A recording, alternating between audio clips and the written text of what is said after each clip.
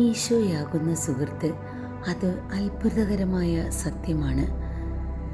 നമ്മുടെ സുഹൃത്തായിരിക്കുവാൻ വേണ്ടി അപ്പമായി തീർന്ന ദൈവമാണവൻ.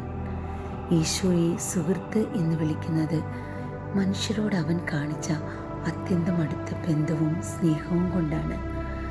ഒരിക്കലും നമ്മെ വിട്ടുകളയാത്ത സുഹൃത്ത് അതാണ് ഈശോ. നമ്മിൽ എത്ര തവണ വീഴ്ചയുണ്ടായാലും അവൻ കരുണയോടെ തിരികെ നമ്മുടെ കൈപിടിക്കുന്നു. ഈശോയുടെ സ്നേഹം പ്രതിഫലത്തിനായിട്ടല്ല, അത് ത്യാഗസ്നേഹമാണ്. സ്നേഹത്തിൻ്റെ പരമാവധി തെളിവാണ് നമ്മുടെ പാപങ്ങൾക്ക് വേണ്ടിയുള്ള അവൻ്റെ കുരിശുമരണം.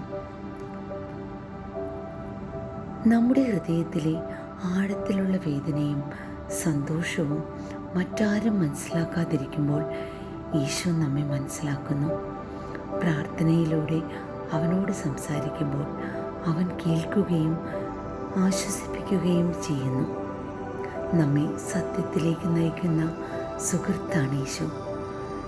ലോകം മാറുമ്പോഴും ഈശോ മാറുന്നില്ല.